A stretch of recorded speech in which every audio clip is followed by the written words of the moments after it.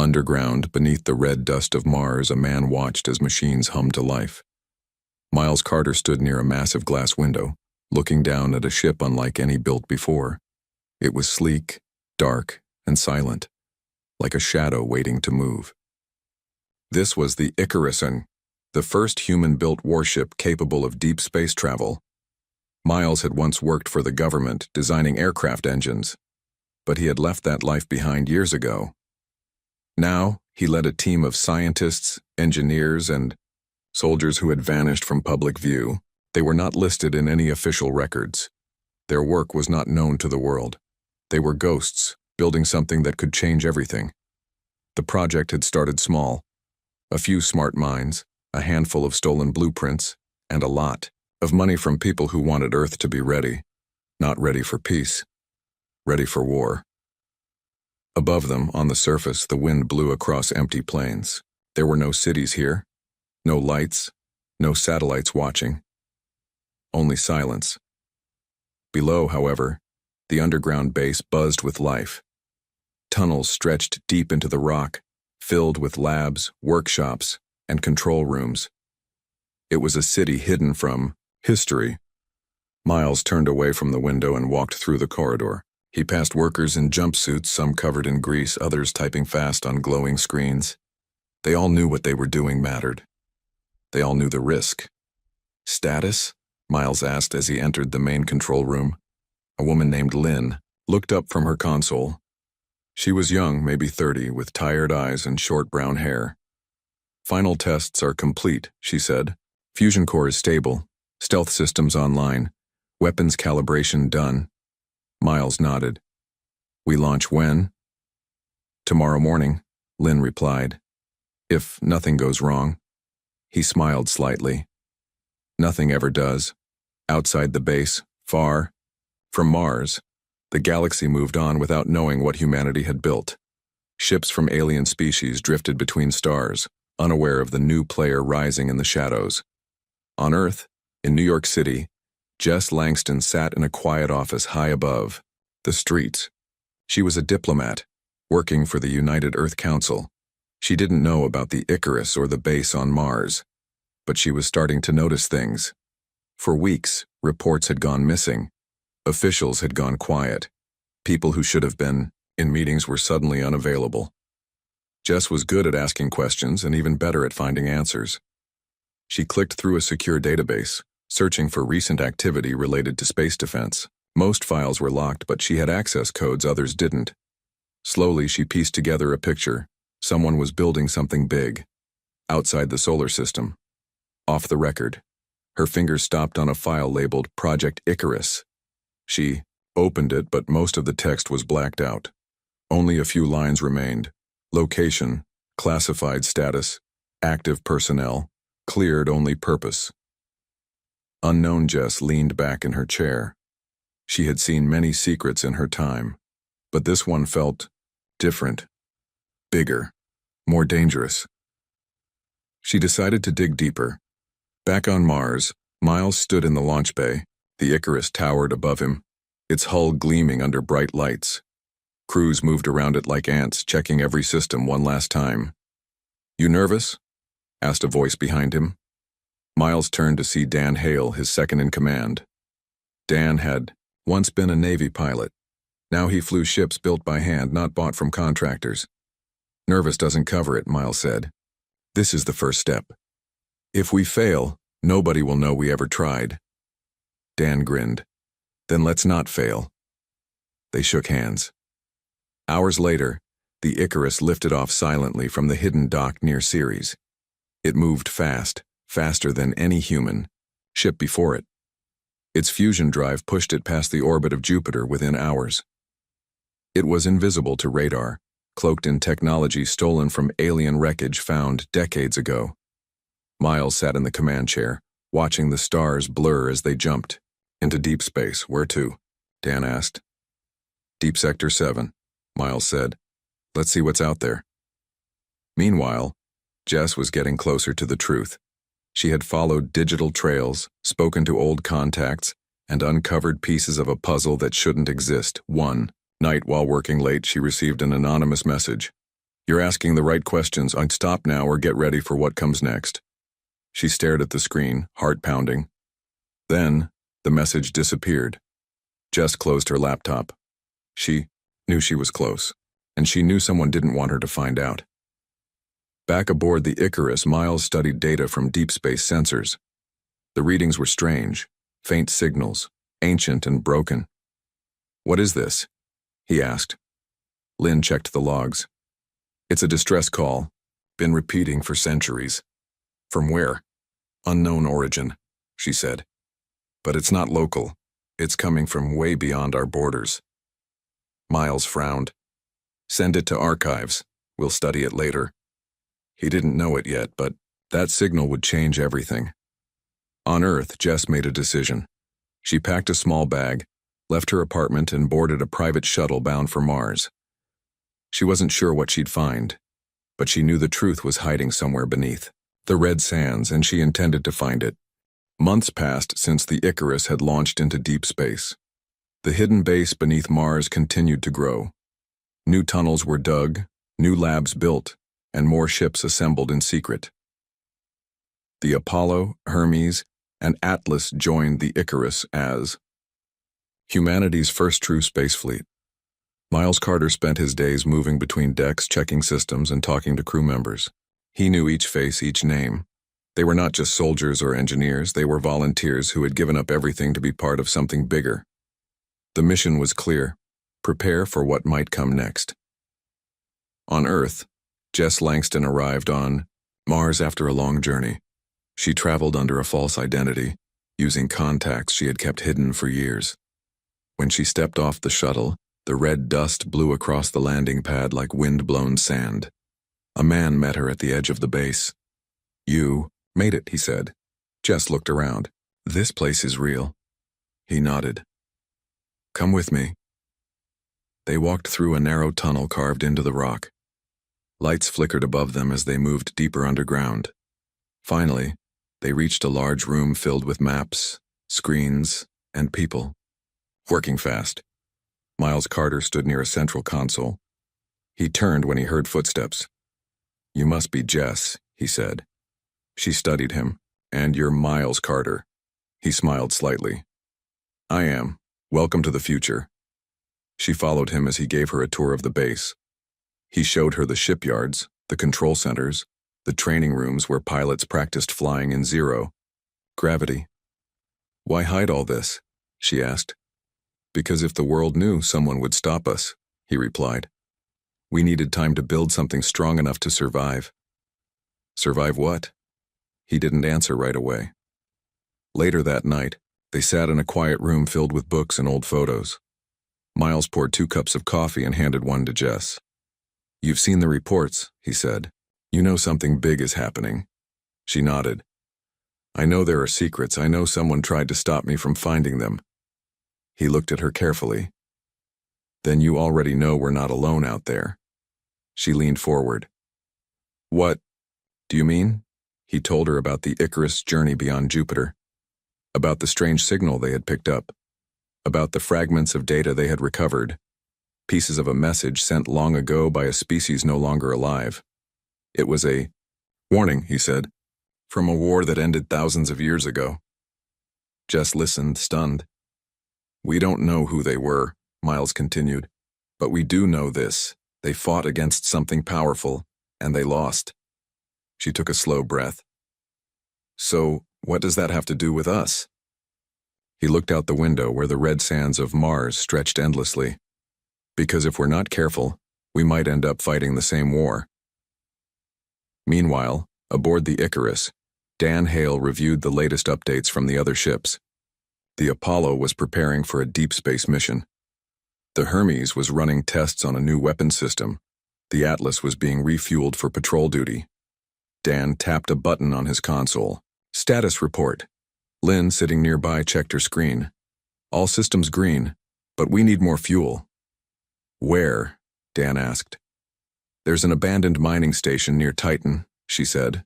"It's been offline for years. But there should still be reserves." Dan nodded. "Set a course." Back on Mars, Jess spent the next few days learning everything she could. She read reports, watched videos, and talked to scientists. She saw the blueprints of the human-built ships. She saw the stolen alien tech used to power them. "This isn't just a defense program," she said one day. "You're building an army." Miles didn't deny it. "We're building a chance." A chance for what? To stay free. Late one night, while walking through the halls of the base, Jess noticed a door marked "Restricted Access." Curiosity got the better of her. She waited until the hallway was empty, then slipped inside. Inside was a dark room filled with glowing screens. Files, images, and messages scrolled past in silence. She moved closer, reading names and dates. One file caught her eye. Galactic. Concordance status unknown, last contact extinct. She opened it. More text appeared. The Galactic Concordance was a coalition of advanced alien civilizations. They maintained peace through strict control. Unauthorized technological development was forbidden. Civilizations that broke the rules were eliminated. Jess's heart pounded. She closed the file quickly and backed away. Someone was watching. She turned. Dan stood in the doorway. "You weren't supposed to see that," he said. She swallowed hard. Was it true? Everything in that file? He didn't answer. Instead, he gestured for her to follow. They walked back to the main room where Miles was waiting. He looked at Jess. "You found it, didn't you?" She nodded slowly. "How much of it is real?" "Too much," he said. "We don't know exactly how much power the Concordance had before it fell. But we do know this. Somebody else is out there, watching." "Who?" He shook his head. "We don't know yet." Just then, an alarm sounded. Lynn ran into the room. "We have movement near Titan. Something's approaching the Apollo." Miles turned to Dan. "Get to the Icarus and now." Dan was already moving. Jess followed. They arrived at the command deck. Screens lit up with warnings. "What's happening?" Miles asked. Lynn pointed at a blinking light on the display. "Something just came out of hyperspace. It's not ours." Everyone stared at the screen. A massive shape appeared in orbit around Titan. It wasn't human. Its hull was smooth, dark, and covered in strange symbols. It moved silently, like a shadow passing through the stars. "That's not possible," Lynn whispered. Miles clenched his jaw. "It's real." Jess looked at him. "What is it?" He didn't look away from the screen. "A reminder." "Of what?" "That we're not the only ones watching." The alien ship hovered for several seconds. Then, without warning, it vanished. "Gone." Lynn checked the sensors. "It jumped to hyperspace." Miles exhaled. "They saw us." Dan frowned. "Do you think they know what we're doing?" "Maybe," Miles said. "Or maybe they're just checking." Jess felt a chill run down her spine. "What happens if they decide we're a threat?" Miles looked at her. "Then we fight." Silence filled the room. Outside, the stars burned cold and distant. Somewhere in the darkness, eyes were watching, and humanity had just stepped into the light. The alien ship had vanished as quickly as it appeared, but its presence lingered like a shadow over the human fleet. Back on Mars, Miles Carter sat in the command center, staring at the screen that still showed the last known location of the unknown vessel. The room was quiet, filled only with the soft hum of machines and the occasional click of keys as Lynn and Dan reviewed the data they had managed to capture before the ship disappeared. "What was that?" Jess asked, breaking the silence. Miles didn't answer right away. He rubbed his eyes and leaned back in his chair. "We don't know, but we need to find out." Dan stood up. "We should warn the other ships. If something like that is watching us, we can't afford to be blind." Lynn nodded. "I'll send an alert to Apollo, Hermes, and Atlas. Tell them to stay low and report any strange activity." Jess looked around the room. "You're all acting like this was expected." Miles finally looked at her. Not expected. Feared. He got up and walked to a nearby table covered in old files and digital notes. He picked up one labeled Yardo Ancient Signal. and handed it to her. "This," he said, "is what started all of this." Jess opened the file. It contained fragments of data recovered from deep space, parts of a message sent thousands of years ago by a species no longer alive. "It's a warning," Miles continued, "from a war that ended long before humans ever dreamed of leaving Earth." She read through the broken text. "They come without mercy. Do not rise too fast. The Watchers will see." Jess looked up. "Watchers?" Miles nodded. "We think the Galactic Concordance wasn't the only thing out there. Maybe they were just one part of a bigger system. And if that system still exists..." He didn't finish the sentence. Dan crossed his arms. "Then we're already in danger." Meanwhile, aboard the Apollo, Captain Eric West studied the same signal fragments that had been sent from Mars. His crew had been ordered to avoid unnecessary travel beyond Titan, but curiosity got the better of him. "Set course for the origin. Point of the signal," he told his pilot. "Sir?" the pilot asked, surprised. "That's way past our patrol zone." Eric nodded. "I know, but we need answers." The Apollo turned toward the dark edge of explored space and jumped into hyperspace. On Earth, word of the growing human fleet had begun to leak. Not in the news, not in official reports, but in whispers among those who watched the stars closely. A man named Ryan Bennett worked for a private intelligence firm. He wasn't supposed to know about the hidden base on Mars or the ships that had launched in secret, but he did.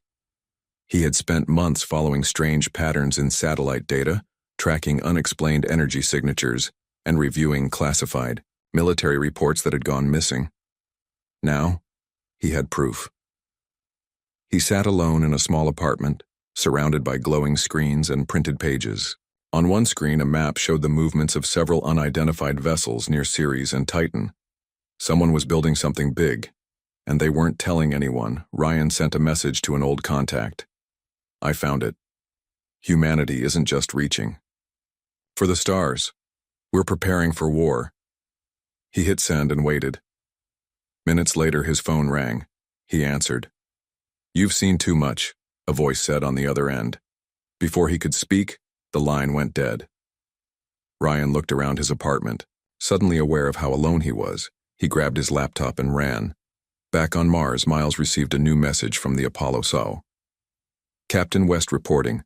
We are approaching the signal's origin point. Something is here. We are scanning now." Miles frowned. He wasn't supposed to go that far. Dan checked the coordinates. "He's way outside safe range." Jess stepped forward. "Can you reach him?" Lynn shook her head. "Signal strength is weak. We might not get through in time." Miles clenched his jaw. "Then we wait." Aboard the Apollo, Captain West stared at the view screen as the ship approached a massive structure floating in the void. It was ancient. Its surface was cracked and broken, covered in strange symbols that glowed faintly in the darkness. The SO station, or whatever it was, had been orbiting a dead star for thousands of years. "Run a full scan," West ordered. His science officer obeyed. Seconds later, the results came back. "Life signs negative," she said. "But there's power. Weak, but present." West narrowed his eyes. "Dock with the station. Let's see what's inside." The Apollo moved slowly toward the station's docking port. The moment the airlock sealed, a team of 4 crew members stepped inside. They wore suits with built-in lights, their breath visible in the cold, silent halls. The interior was damaged, but parts of it still functioned. Screens flickered. Metal groaned under pressure. "This place is old," one of the crew whispered. West led the way down a long corridor. They passed broken doors, shattered consoles, and walls marked with claw-like scratches. Finally, they reached a central chamber. Inside was a large machine, a black sphere suspended in mid-air, surrounded by rings of light. West approached it carefully. As he did, the rings began to spin. A voice echoed through the chamber, not in any language they knew, but somehow they understood. "Civilization detected. Unauthorized status confirmed. Historical protocol initiated." West took a step back. "What the hell was that?" His comms crackled. "Captain, we're picking up movement outside." He ran back to the airlock. Outside, the Apollos. Sensors showed multiple blips appearing in orbit. Ships, not human. Dark, angular, and fast. West's stomach dropped. "Get us out of here," he shouted. The Apollo broke away from the station just as the enemy ships opened fire. Back on Mars, alarms blared. Lynn stared at the screen. "The Apollo is under attack." Miles rushed to her side. "By who?" She shook her head. "Unknown. But they're fast, and they're aggressive." Dan was already moving. "We have to help them." Miles nodded. "Prepare the Icarus for launch." Jess followed him. "What do we do?" He looked at her. "We learn what we're fighting." He turned to Lynn. "Download everything the Apollo transmitted before they lost contact." Lynn typed quickly. Moments later, a file appeared. "This came from the station," she said. Miles opened it. It was more data from the ancient signal. But this time, there was a new addition, an image. It showed a massive structure orbiting a dying sun. Beneath it, a single word appeared in perfect English. Arbiter. Jess read it aloud. "Arbiter?" Miles closed the file. "Whatever that is, it knows we're here." Just then Dan called from the hangar. "Ready for launch." Miles looked at Jess. "Stay here. Keep studying that data. We might need answers before we come." "Back." She nodded. "Be careful." He smiled slightly. "Always." Moments later, the Icarus lifted off, heading into the stars. Somewhere in the darkness, the Watchers had seen humanity rise, and they had decided to respond. The Icarus flew through deep space, its engines humming softly. Miles Carter stood near the front, watching the stars blur as they moved toward the last known location of the Apollo. Dan Hale sat at the pilot's seat, his hands steady on the controls. "We're getting close," Dan said. Miles nodded. "Scan for any sign of the Apollo." Lynn, sitting nearby, typed quickly on her console. "I'm picking up wreckage, but no survivors." Dan cursed under his breath. Miles looked at the screen. Pieces of metal floated in silence. Parts of a ship that had once been full of life. "What happened to them?" Jess asked quietly. She had come aboard the Icarus after receiving new orders from Mars. Now, seeing what was left of the Apollo, she felt fear settle in her chest. Miles didn't answer. He already knew. Something had attacked the Apollo. Something fast, powerful, and not human. "Send a message back to base," he said. "Tell them we found debris. No survivors." Lynn sent the message without delay. Back on Mars, the hidden base buzzed with tension. Scientists and engineers worked fast, trying to understand the data recovered from the alien station. Jess had spent hours studying the file labeled Arbiter, but it gave no clear answers. Now she stood next to Lynn, looking at the same broken pieces floating in space. "They were following the signal," Jess whispered. "Just like we did." Miles turned to her. "And now we have to find out why they were destroyed." Dan tapped his console. "We should leave this area. If whatever attacked them is still around." Before he could finish, alarms blared. "Contact!" Lynn shouted. "Multiple ships entering range." Everyone turned to the screen. 5 dark shapes appeared in the distance. They were sleek, angular, and silent. Not human. Miles grabbed the comms. "This is the Icarus. Identify yourself." No response. Dan tightened his grip on the controls. "They're locking weapons." Miles didn't wait. "Evade." Dan pulled the ship into a sharp turn just as energy blasts tore through space where they had been seconds ago. "They're firing," Lynn yelled. Miles looked at the enemy ships. "Return fire." Guns on the Icarus fired in quick bursts. Glowing rounds streaked through space, striking one of the enemy vessels. It exploded in a flash of light, but the others kept coming. "Shields at 70%, Lynn reported. "We can't win a fight like this," Dan said. "We need to run." Miles hesitated. Every instinct told him to stay and fight, but he knew they were outgunned. "Set course for Mars," he ordered. Jump. When ready, Dan pushed the throttle forward. The Icarus shot away from the battlefield, leaving behind the ruins of the Apollo and the ghost of those who had died. Moments later, they jumped into hyperspace. On Earth, word of the attack spread slowly, not through news, but through whispers among those who watched the stars closely. Ryan Bennett, the man who had uncovered secrets about the hidden fleet, had gone into hiding. He had seen too much. Now he moved between cities, sending encrypted messages to people who might listen. He had proof that humanity was preparing for war, and now he had proof that someone else had started it. In a small room filled with glowing screens, he watched reports of strange activity near Titan. Governments denied everything. Military officials stayed quiet, but Ryan knew better. He sent one final message before shutting down his laptop. We are not alone, and we are not safe. Then he disappeared again. Back on Mars, the Icarus landed safely in the hidden underground base. Miles stepped off the ship, followed by Dan, Lynn, and Jess. Workers rushed to inspect the damage. Others waited for orders.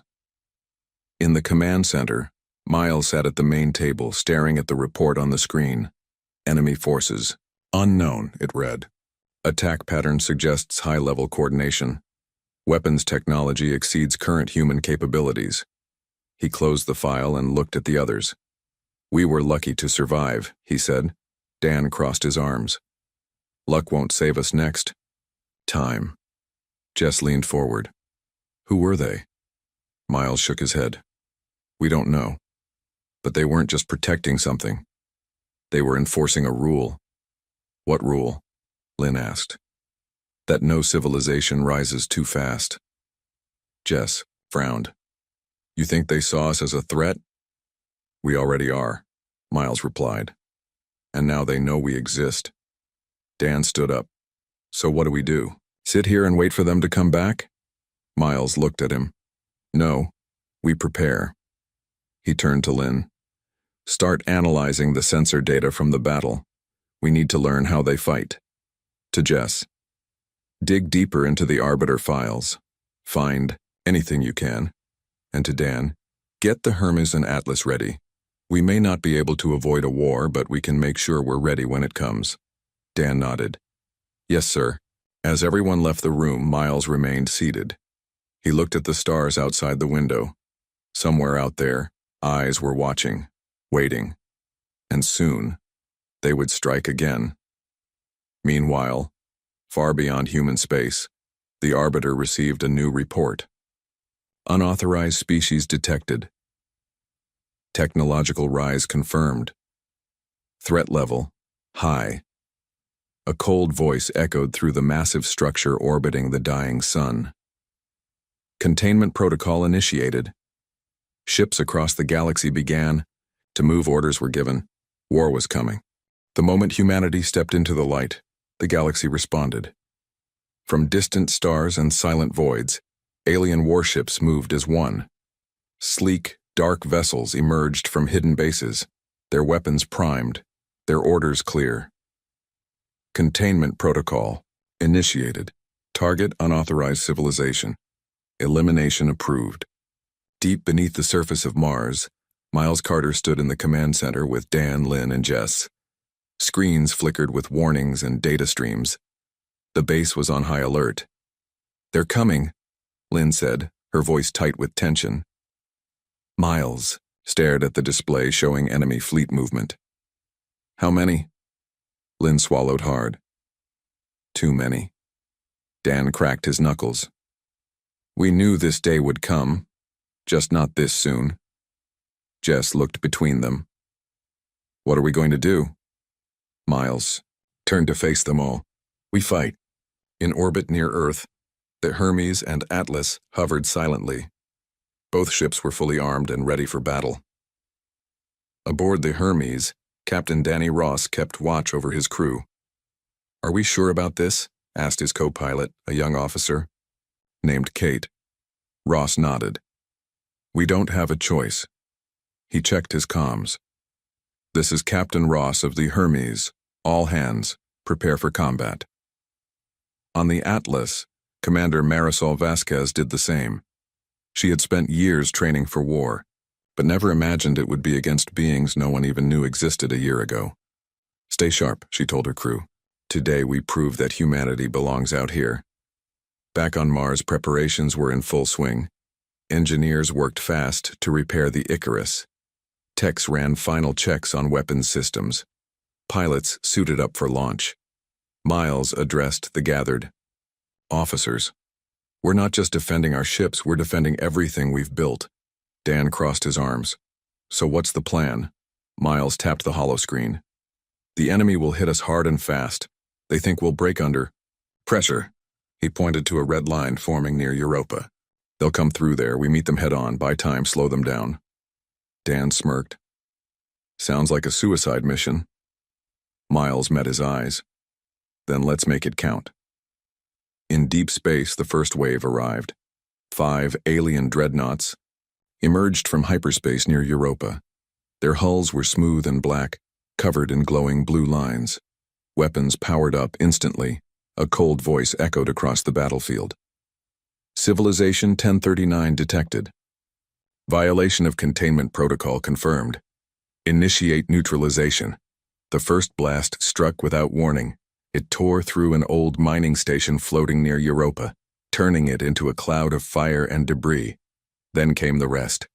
Dozens of smaller fighter crafts deployed from the dreadnoughts. They moved fast, darting through space like shadows.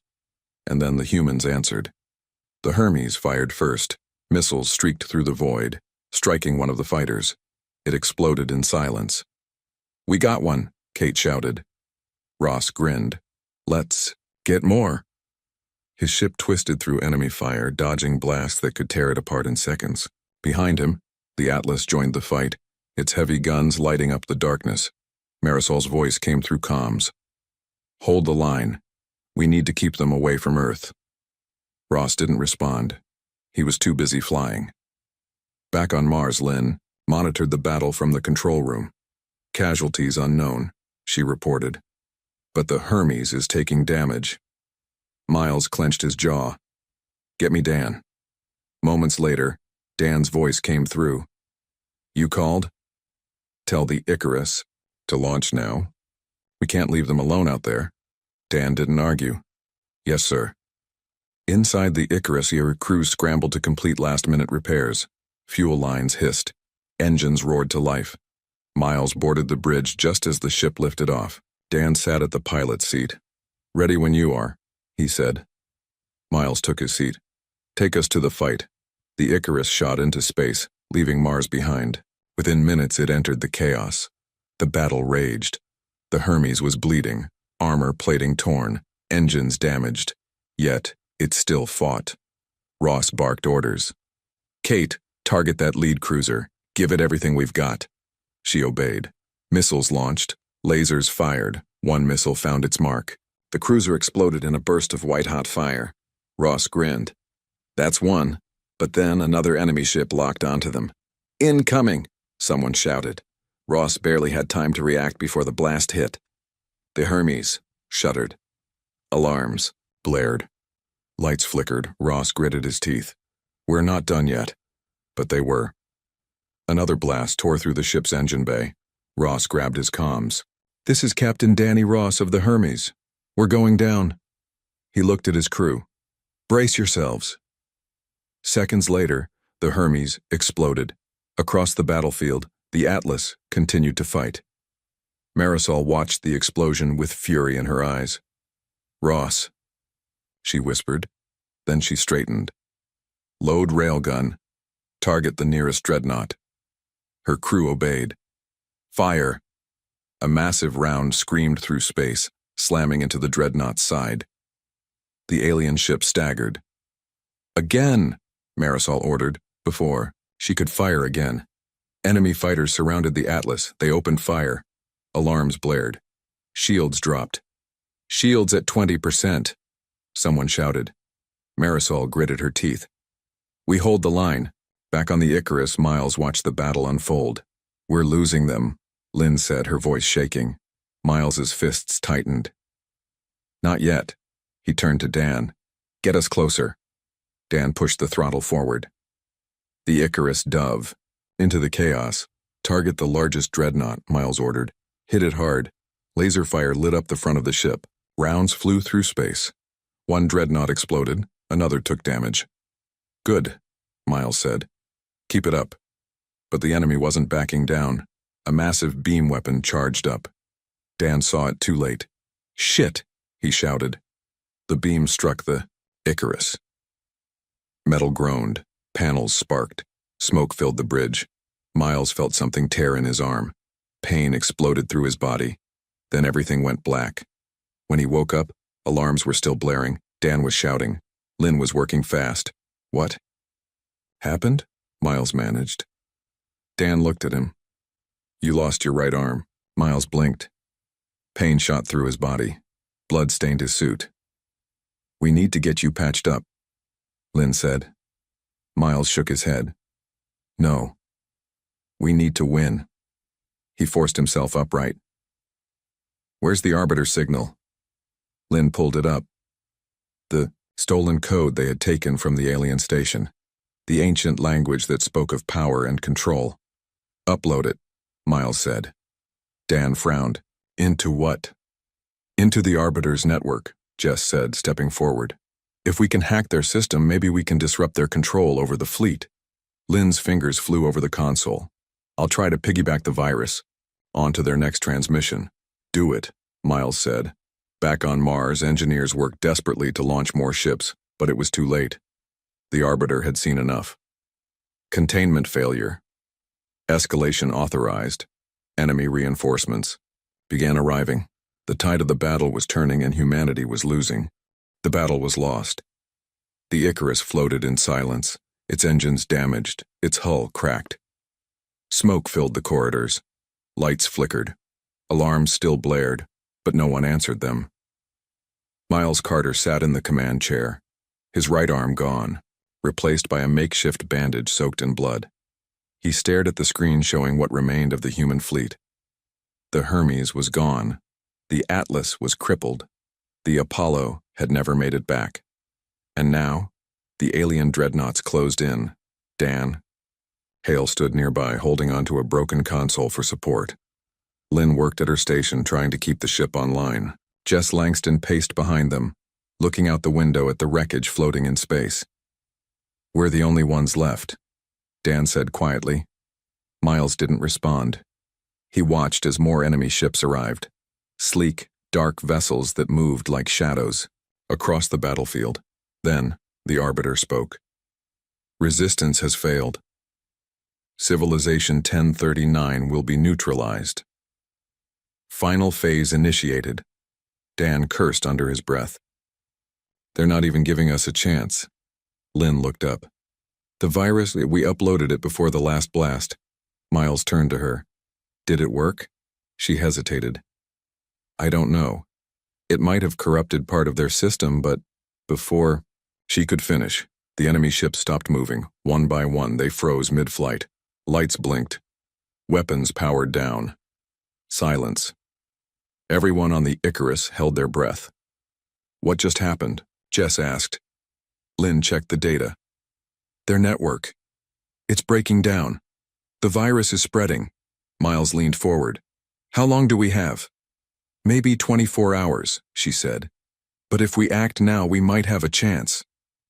Dan looked at him. A chance for what? Miles stood slowly, pain flashing through his body. To finish this.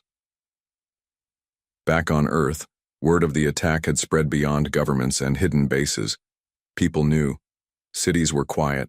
Streets were empty. Families gathered together, waiting for news that might never come. Ryan Bennett, the man who had uncovered the truth about the hidden fleet, watched from a rooftop as fighter jets flew overhead. He wasn't military. He wasn't a soldier. But he had seen too much to stay silent. He sent one final message. If we survive today, remember this. We fought. We rose. We did not go quietly. Then he disappeared again. In deep space, Miles gathered what remained of the human fleet. The Icarus was damaged, but still flying. 2 other ships had survived, smaller fighters that had gone unnoticed during the battle. Miles called them together. "This is our only shot," he said over comms. "The Arbiter's control is failing. If we hit the Virex flagship hard enough, we might break their formation." Dan frowned. "You mean blow it up?" Miles nodded. From the inside, Jess stepped forward. "I'll lead the boarding team." Miles looked at her. "It's suicide." She smiled slightly. "So is doing nothing." Dan cracked his neck. "Count me in." Soon, the plan was set. The Icarus would draw fire. The smaller fighters would flank the Virex flagship. Jess and her team would board and plant explosives. And then, everything would change. The attack began. The Icarus charged toward the enemy, formation firing every weapon it had left. Lasers lit up the void. Missiles streaked through space. Enemy ships responded instantly. Energy blasts tore through the darkness. "Shields at 30%. Lynn shouted. Dan gritted his teeth. "We need to hold longer." Miles kept his eyes on the target. "Jess, are you in position?" Her voice came through. "Almost there." On the Virex flagship, Jess and her team cut through the outer hull with stolen alien tech. Sparks flew. Alarms blared. They moved fast. Inside, the halls were cold and silent. The crew barely had time to react before the humans struck. Gunfire echoed through the metal corridors. Explosions rocked the ship. Jess reached the core. "Set the charges," she ordered. Her team obeyed. "Done." She looked at her watch. 5 minutes, get out, she told them. They ran. Back on the Icarus, the damage was critical. "Engines failing," Lynn warned. Dan tried to keep them steady. "We can't last much longer." Miles looked at the screen. "Where's Jess?" Lynn scanned the data. "She's clear." Miles took a breath. "Then do it." Jess pressed the trigger. The explosion lit up space. The Virex flagship shattered. The shockwave hit the rest of the fleet. Ships spun out of control. Weapon systems failed. Communications broke down. The Arbiter's control was gone. The remaining alien forces scattered. Some fled into hyperspace, others surrendered. The war was over. Back on Earth, people watched the sky. For the first time in days, the stars were quiet. No explosions, no flashes, just silence. Then, a new signal arrived. Not a threat, not a warning, an offer. Peace talks proposed, mediated by neutral parties. Terms, submission, or equal status. Miles read the message in the command center on Mars. Dan stood beside him. "What do we do?" Miles looked at Jess. "What do you think?" She crossed her arms. "We didn't fight this hard to become someone else's slaves." He nodded. "Then we negotiate." Weeks passed. Representatives from neutral alien species arrived. Peace talks began. Humans sat at the table, not as prisoners, not as enemies, as equals. The galactic concordance was gone. Its rules were broken. But something new was rising. Something built from fire, sacrifice, and survival. Humanity had taken its place among the stars. Not as conquerors, not as victims, but as something no one had expected. A civilization that refused to be erased.